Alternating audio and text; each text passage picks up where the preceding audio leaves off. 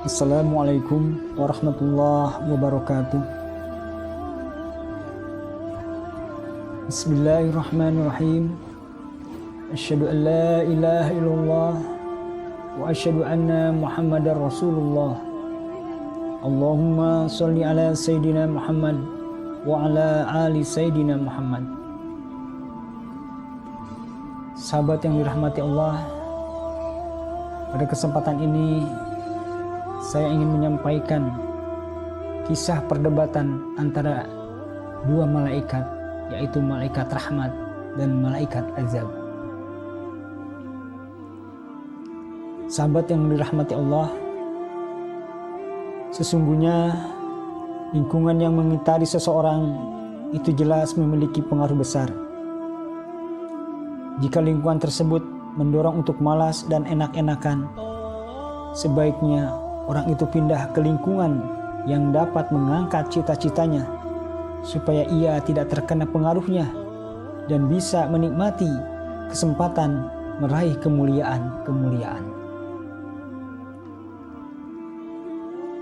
Pada hakikatnya, manusia itu perlu sekali memperbarui lingkungan sekitar dan menggugah semangat dengan cara bertobat.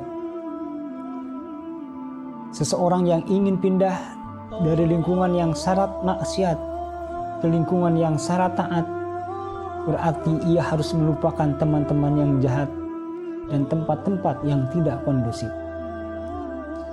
Ia harus membulatkan tekad dan menyatukan hasrat, lalu dengan sungguh-sungguh menuju pada pola-pola kehidupan yang baru.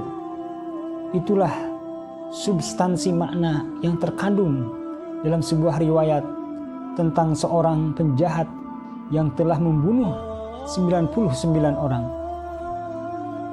Lalu ketika ia menemui seorang ulama untuk meminta petunjuk cara bertobat, namun malah dimarahi.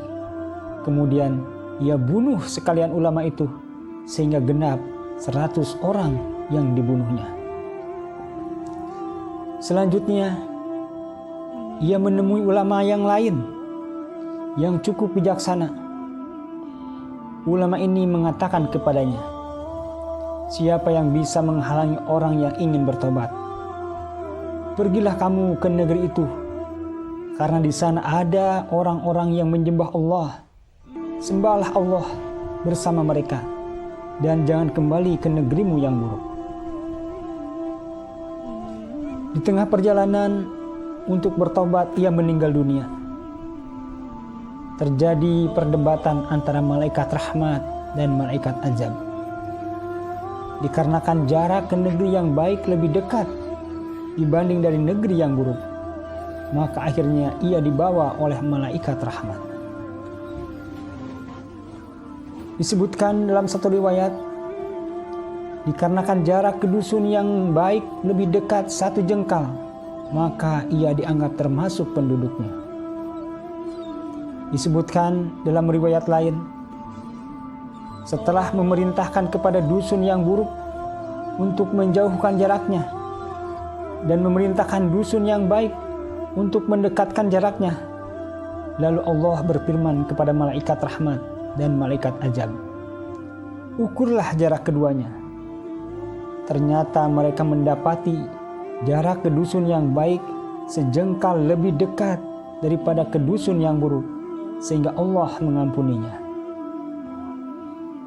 Barangkali hikmah ini pula yang terkandung dalam pelaksanaan hukuman bagi orang yang telah berkeluarga yang melakukan zina, supaya dibuang dan dalam waktu yang bersamaan yang jauh ia sedang dijauhkan dari tempat kejadian perkara setahun, supaya ia bisa melupakan pengalaman buruknya.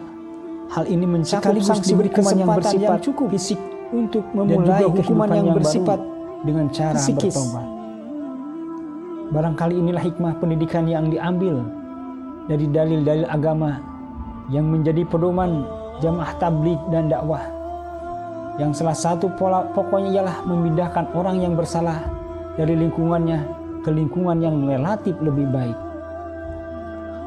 Hal ini tentu akan mempermudah proses pembentukan karakter dengan menanamkan nilai-nilai pemahaman-pemahaman yang baru sekaligus juga dengan membersihkan nilai-nilai yang ingin dihapus dari hatinya.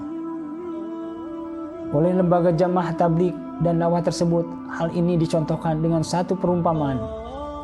Kalau misalnya ada mutiara yang jatuh di sebuah tempat yang najis, tentu hal itu memerlukan banyak air untuk membersihkannya, karena kita menuangkan air pada mutiara tersebut di tempatnya.